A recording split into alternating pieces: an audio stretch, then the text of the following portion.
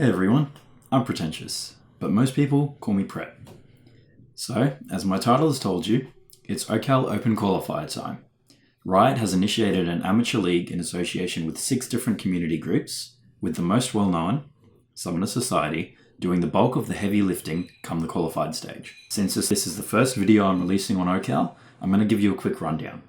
Pause to read or check the doobly-doo description for full details. Importantly, you guys earn RP and points just for turning up.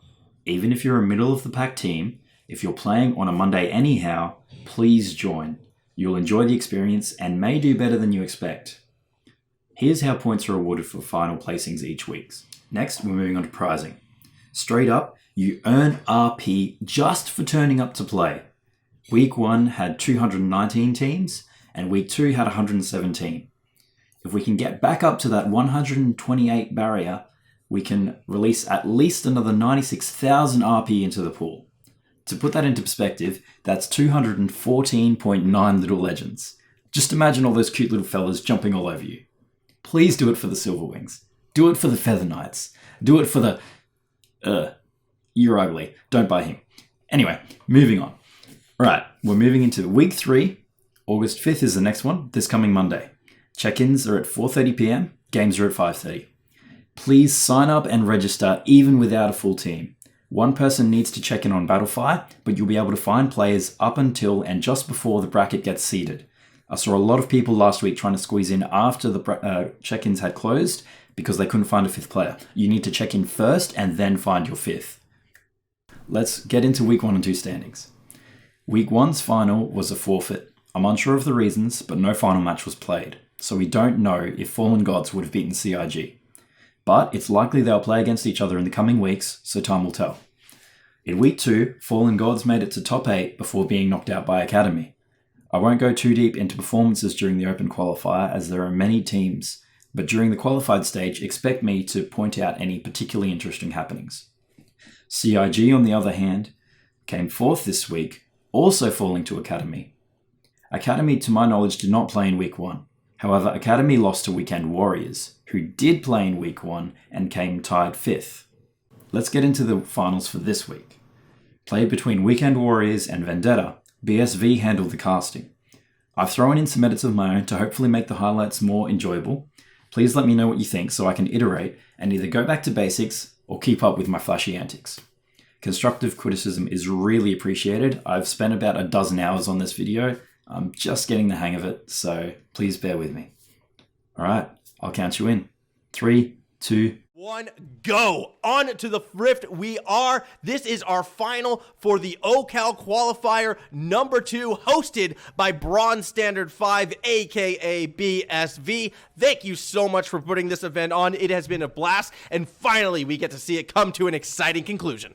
Lane support, being able to do as much damage as we just was No. Ooh, but styled though. Good hook right there. It's actually getting pulled back in. Flop showing off that Swain. Ignite has been dropped as a flip. As Mr. Lucian is going in, he's flashing forward. He thinks he has the kill with the Ignite, but it's not quite there. The tower turning around. Flop on the support Swain. Can he find this first blood? He's hooked towards his Lucian target, but the damage is too big. A defensive flash out of Flop, and he falls to the minions. First blood going over to the Lucian. He gets the double on under 15 health.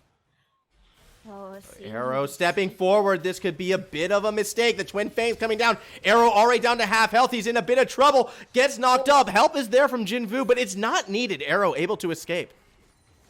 Oh, very close exchanges again, but not as close as what happened at bot lane moments before. Both members of the teams being able to escape on either side. Oh, they're looking for the dive. Arrow wants this. He's able to get onto Pixel, but help is there from Jungleman. Too little, too late. The kill is secured, but it will be returned in kind 1 for 1. As well, kudos of the cart. This actually did it over like the scuttle, so a bit of a misplay perhaps by the Weekend Warriors.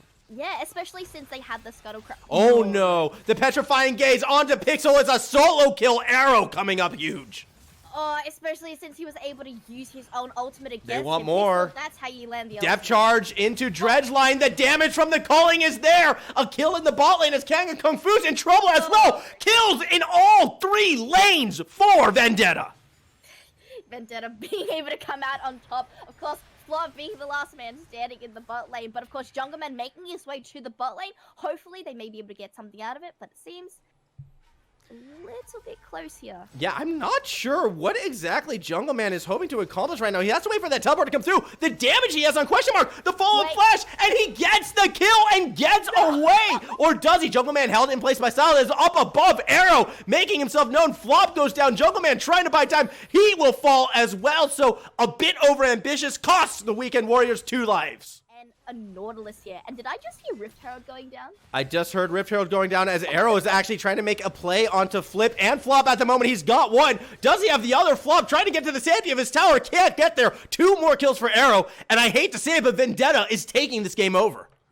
I'm glad you're bringing up rotations because that's something I actually really want to highlight out of Vendetta's play, but I might have to wait a bit as a play is being made by Pixel. He's trying to get to this Lucian, but he's walked right into the trap. The calling comes down and secures the kill for the team. Meanwhile, Flop, once again, seems to be arriving to these situations too little, too late, falls to Jinfu, and that is 2 more kills going Vendetta's way. Ensuring all CS is gathered, all experience is gathered, as Arrow going in super deep after Pixel. This Silas is so huge, but he's not going to get this kill. Pixel gets away. Oh my god, I really thought... Requiem! Boom! Down goes Pixel. For another bit of deja vu where Pixel was able to come out of... Blue's in a bit of trouble. Pinned to the wall, knocked up, held in place for Jungleman to arrive. Flash has to be burned, and help has arrived in the form of Styled. But here comes the Dredge line. It's going straight through Flop, into him and around him. That one will go down, but they do get the return kill onto Blue. Can the 2 remaining members of Vendetta escape? The chase is on. Jungleman does not connect with the knockup, and Styled will give his life to ensure the escape of the Lucian. Because look what one chunk of damage does. Pickle's already at half health, and the Petrifying Gate's hit, but it doesn't matter! It doesn't matter. The damage is too big out of Arrow right now. That they're facing at the moment, we see a lot of vision not actually being put down. Arrow's in trouble. Of their enemies. Arrow's in trouble, or is it Flop in trouble? Flop can't even get the flank as he goes down. Out comes the Hourglass, buying time for the rest of the team as Blue is able to jump on the Jungleman. He is silenced, but he's still getting damage down onto Arrow. Won't find the kill before falling. It's Blue who picks it up as they want more. The Petrifying Gates does not connect, and Flip will pay the price. A double kill for Blue, and that is all she wrote at the moment.